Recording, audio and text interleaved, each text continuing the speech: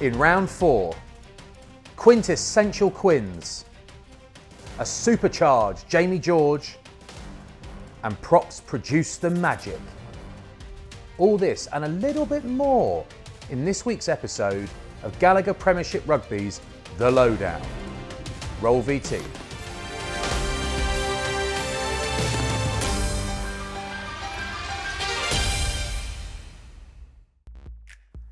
Welcome back to Gallagher Premiership Rugby's The Lowdown, where I go through lots of the key talking points from another cracking weekend of Premiership Rugby action, and it was a cracking weekend. But before we get to the rugby, let's get to the fans, the folks in the stands. And there are some celebrities among us, okay? Niall Horan, I thought he was part of Westlife. He wasn't. I get confused if it's not Take That. Turns out he's part of One Direction. I'm a big One Direction fan. I just get the names mixed up, okay, if they're not Take That. Love his work. He was at the London Irish against Leicester Tigers game at Brentford with a pint. And why wouldn't he be? I still reckon when Brentford's bouncing and Irish are firing, that is going to be the place to be in the Gallagher Premiership. I reckon that's going to be the best stadium to be at. Freddie Burns found him, partly because he had a pint, and Freddie loves a pint. Had a selfie with him. Freddie's hair is brand new, we know that. It still looks like he's clipped it on like it's a piece of Lego. Just doesn't look right, doesn't look real. Either way, nice photo, really nice for Freddie to meet one of his heroes. Unfortunately for Freddie, Maro Itoje met Jay-Z and had a photo with him. And this is not personal. It's nothing against Niall Horan. Love his work, big fan of his work, hugely successful man. But getting a photo with Jay-Z just wins. And you just know that Maro didn't put a foot wrong. You know he didn't put the arm around him. You know he didn't do the Manu Tuolangi over the back. You know he didn't do the rabbit ears. He just played it cool, looked immaculate. They call him the Pearl for a reason. He just played it right. A few years ago, I was playing over in Dublin, and Snoop Dogg was staying in the same hotel as us, and one of my old teammates, Duncan Bell, saw him across the hallway, saw him across the foyer, and instead of playing it cool and sort of, I guess as Maro, we predict, will have done, he shouted, "Yo, Snoop the Loop," across the foyer, and it went down very, very badly indeed. Met with silence. We all wanted the ground to open up and swallow belly. Turns out there was never, ever going to be a hole big enough. Anyway, rugby's gone global, okay? Everyone's changing, everyone's hair's perfect now. What music rugby collabs would you like to see? Get in the comments below and tell us. Ideally, the Wurzels will feature somewhere. Right, business time, into the rugby, and what a weekend. Starting Friday night, the drama keeps coming now. Bristol against Quins in the semi-final, back end of last season, was one of the best games ever. So Quins against Bristol was only ever going to be an anticlimax. It was only ever going to be a washout and a bit dull, wasn't it? I mean, it had to be, right? Well, wrong. Bristol actually started really, really well, as you might expect, and Henry Purdy is an absolute beauty, just sends Lewis Liner out for lunch. See you later. And that step there, lots of people would just try and plough through Tyrone Green there. Henry Purdy, really, really good player, really found some form, found his feet at Bristol. It's a lovely try, and at this point, the Bears were absolutely flying.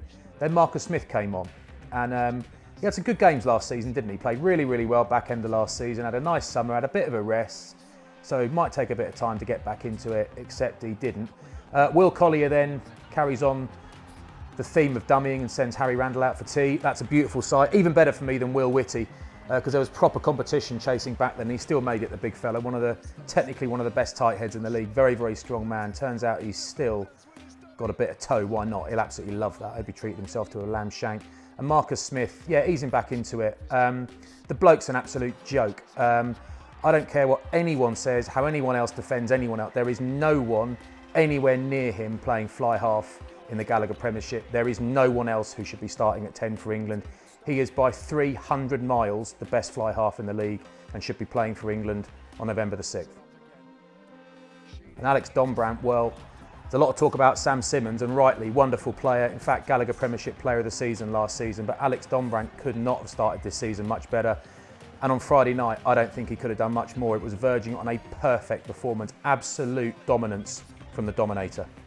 And on Twitter after that game, Charlie Morgan, at Charlie Felix, one of the journo lads on Twitter, said, "Not sure how Harlequins can fit the wage of Marcus Smith's scriptwriter under the salary cap." Yeah, it's a brilliant tweet, and it sums up very nicely. It's almost like Marcus Smith designs how things are going to go and then just makes it happen no matter who he's playing against. It's just verging on perfection, isn't it? And Brian Moore, we all know who Brian Moore is. Quins v Bristol. I'm not sure what more Marcus Smith and Alex Donbran can do to put their case for England. Marcus Smith, I think there's nothing more he can do. Alex Donbran, there's nothing more he could have done Friday night, I'll say that. But There is the issue that Sam Simmons is the current Premiership Player of the Season. He's only played one game back after the Lions tour and scored a couple of tries against Worcester, which we'll see in a minute. So Alex Donbran might not have it all his own way, as wonderful as he is. Marcus Smith absolutely needs to have it all his own way. Right, time to head west to Kingsholm. Gloucester facing Sale. Sale got a bit of a point to prove. Wonder if they could prove it. I love this from Ben Meehan, partly because it's brilliant, partly because it's punchy, also because he kicks off both feet. Don't see that enough these days, I don't think. Horrible bounce, absolutely horrible. Dreamy bounce for Jack Singleton, but an impossible bounce to defend because he's booted it over your head. You've got absolutely no idea where it's going to go, but that is the rugby ball for you. But really nice invention, I like that. And Rafi Quirk is just wonderful, and I know he's one of 3 or 4 guys, but I reckon you could put him in the England team for the 3 tests this autumn and he'd be absolutely fine. He might even be man of the match in one of them, even in one of the big games. I feel like he's that good already. He's only been around 5 minutes. He's absolutely rapid, brilliant core skills, loads of invention. I think he's fab. This delayed pass from Meehan is lovely. And Elrington, look, Marcus Smith or Danny Cipriani or George Ford do that. We're all going mad. You've got a 35 stone loosehead prop, well, 19 stone loosehead prop, giving it the chicken wing out the back. Let's all go mad. I'm going mad. If only on the inside, I am going mad. And Lewis Rees-Sammet, well, fortune favours the super quick sometimes. And it was a bit of a lucky bounce. It wasn't a huge amount the defence could have done about that, but still, blokes that quick, who drop the ball so comfortably onto their boot on the touchline, do tend to score tries. Not a lot of space. Reed turns and stumbles. It's just brutal to defend, isn't it? He is brutal to defend. Great to see him back. I love a drop goal like this, partly because it's nonchalant, a bit of arrogance about it, sporting arrogance, which I like, but also Sale Sharks are a line speed team. They want to get in your face, and this is the ultimate expression that you don't respect their line speed or you believe their line speed has disappeared. So Sale Sharks would have hated that. This is the last few minutes, the end of the last few minutes where Sale almost turned the game round that, frankly, as a neutral, it has to be said they wouldn't have deserved to win, actually. Tommy Taylor goes over and leaves his mate Curtis with a horrible kick to level it. And as I said, if Sale had won it, fair dues to them, it wouldn't have felt fair, and it's a horrible kick to miss. We saw Orlando Bailey earlier on a couple of weeks ago miss a clutch kick against Sale Sharks, actually. So it happens to lots of young players and senior players alike. He'll get over that, he'll hate it, but he'll get over it. Good win for Gloss. Right, Gloucester against Sale Sharks socials. Andrew Green says, that was by far the best I've seen Gloss play at Kingsholm for a good while now. Structured, cohesive and some great decision making. The Hastings drop goal was worth the 5 points today. Just missing closing games out. Always a roller coaster, yeah, that's a nerve-wracking one, that. Saul says, very Gloucester rugby. 15 points up with 10 minutes to go, only then to concede 3 tries. Entertaining game. Just a stressful final 5. Yeah, but you know, you want a bit of drama. You don't want to win 40-0 every week, do you? Once or twice might be nice. And Sale Sharks fans said, second halves, eh? What are they like? Yeah, good point. Sale are losing tight games at the moment. Last season they were winning these games, but you just get the feeling that there's absolutely no need to panic or even worry a little bit, because you feel like they've still got so many big bits of meat to come back and top players to come back that they're just going to start winning these games. That's an assumption anyway, from a neutral. Hope it comes true on your behalf, Sale Sharks fans. Right, off to North London, where Saracens play Newcastle. Interesting for a couple of reasons. Newcastle are going great, really good to watch at the moment. And I was just keen to see how the guys like the Vunipola brothers, Jamie George in particular, reacted from being left out of Eddie Jones's initial training squad. And Newcastle did start really brightly. Class line this from Mike Brown, right at the post. Mako Vunipola doesn't really know what to do with that. Very, very clever indeed. Thought he was going to do a James Haskell and run into it. Actually just a really clever line, very, very difficult to stop. Nice start to his Falcons career. And Max Malin's here, just a beautiful player. This is going to look on the replay like one of the best offloads out the back you've ever seen, like Harry Elrington times 10. Actually, I think Mike Brown headers the ball and makes it look better than it really is. I reckon he's headed the offload, that's what I think. Anyway, but the discipline for Newcastle was a real issue. At one point, it was 10 penalties in a row against Newcastle. This one I like that penalty because they've deliberately kicked the ball away. It's cynical, it's just a bit annoying. It's a bit like back chat. It's easy enough to let it go if it isn't too serious, but you shouldn't. Penalty after penalty, keeps on going. Sarri's trying to put the heat on. Another penalty, you see Tempo's arm flying up. Asikwe rising high. Look at the arm, there it is. Now, you can talk about ill discipline all you like. Generally, you give penalties away because you're under a ton of pressure. That's the reality. Saracens really put them under a lot of pressure, really squeeze them. And it becomes very, very difficult not to give penalties away, frankly, at that stage. It becomes a habit. And Jamie George steams over. How do you reckon he feels about being left out the England squad for the first time in a while? I think he might have been using some bad language, but just don't look too closely at his lips, all right? Don't lip read. Very, very naughty of him. I'd like to apologise on behalf of him and his family. Really well taken, actually. Newcastle weren't ready, weren't prepared, body positions weren't right. Jamie George very light on his feet, good acceleration for a big old unit. And again, more heat down in Coffin Corner, more heat. In the end, Sarries are just steaming forward, piling forward, very, very difficult to stop. Big Billy, if he wasn't back at his best at the weekend, he wasn't far off, looked in really, really good, powerful form. His biggest problem when it comes to an England spot is going to be Alex Donbran at the moment, because Alex Donbrand's the best player in the league this week by about 12 kilometres. Lots and lots of power from Big Bill, as you might imagine. I don't think Newcastle expected him to come blind, so actually reasonably clever work as well. Right, social media action after that game. For Ruck's sake, did you get it? It's a play on words.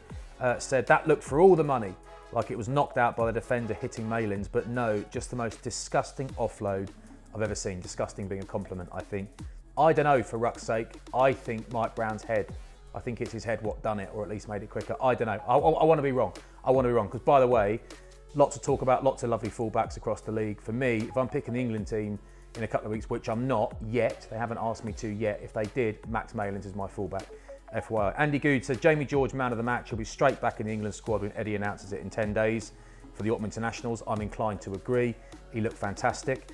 And Adam said this: there are significant moments in life that we'll never forget. Leaving school, first car, turning 18, marriage, birth of a child, and Mike Brown scoring for the first time in a Falcons rugby shirt. I mean, I haven't forgotten it. That's just because it happened a couple of days ago. It happened quite recently. I reckon give it 6 weeks and it'll be gone from there. So you're on your own on that one, Chief. Right down to Sandy Park to watch the Chiefs play against Worcester Warriors. I don't know who was commentating on this game, but apparently he's a great guy, does a lot for charity, cares deeply about old people and animals, and is surprisingly tall when you meet him in the flesh.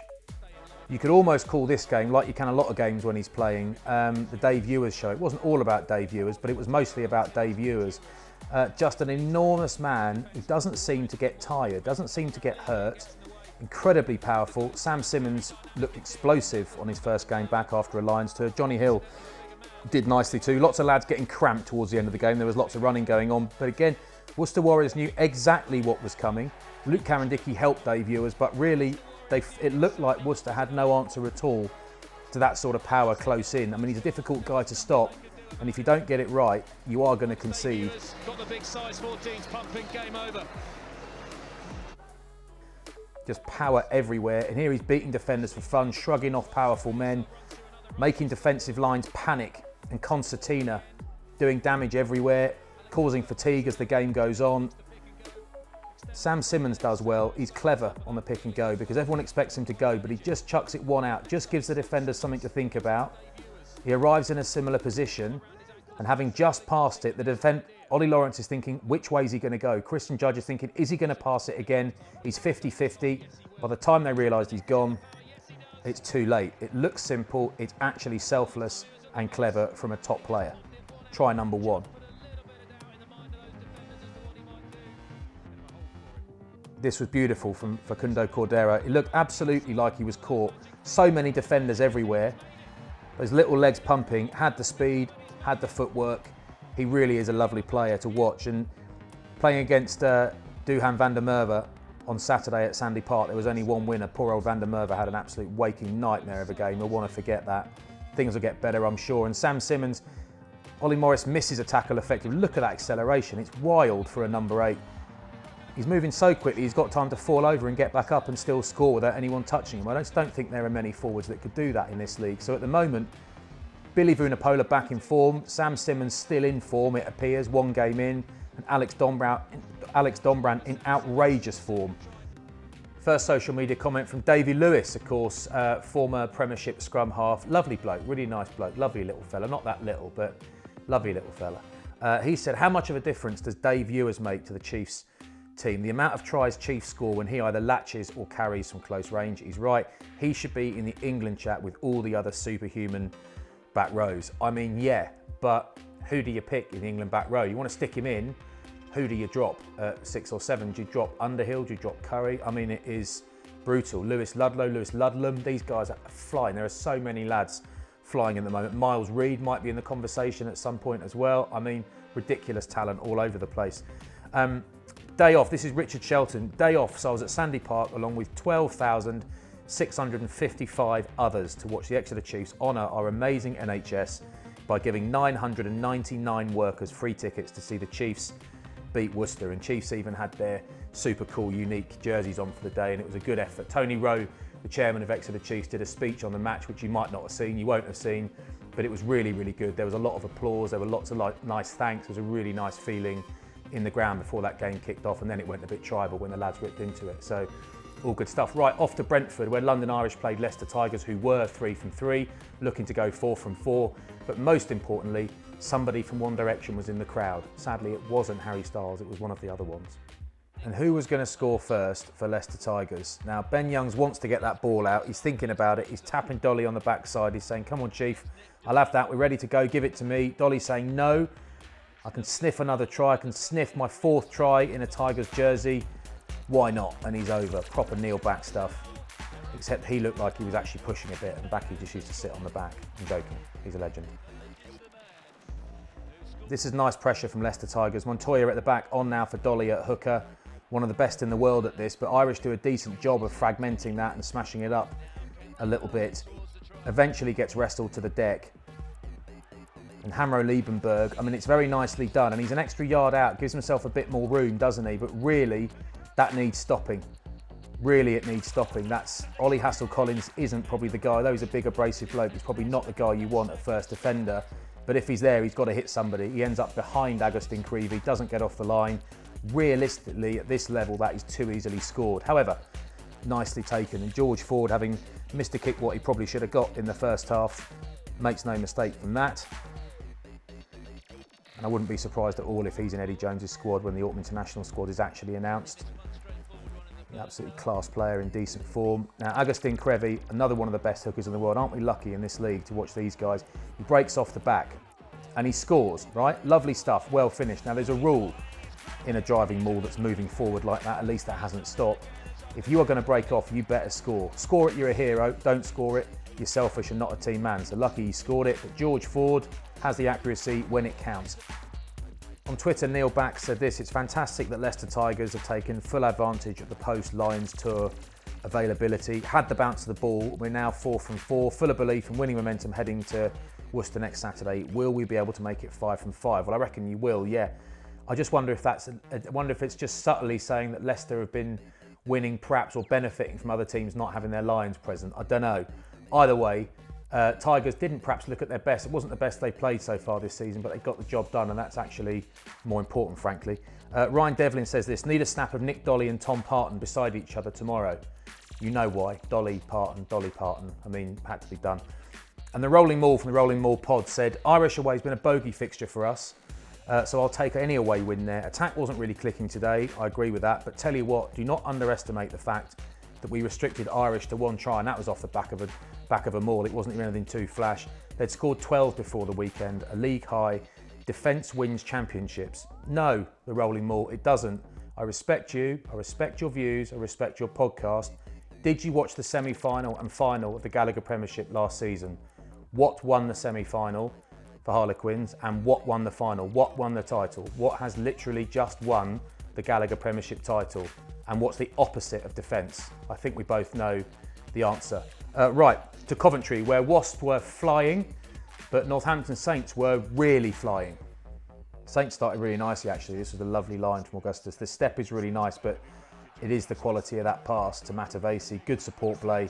No one getting anywhere near him. Nice and on his toes. It's easy in the game. He hasn't had many scrums yet, so his legs aren't too tired. But the step was really nice, but ultimately it was dealt with. It's the quality of that pass. Really, really outstanding stuff from Augustus. And this is love from Gabriel O'Gray. I mean, lovely, absolutely lovely. What is it with forwards playing like backs and actually being as good as backs? Zach Kibarigi is absolutely rapid.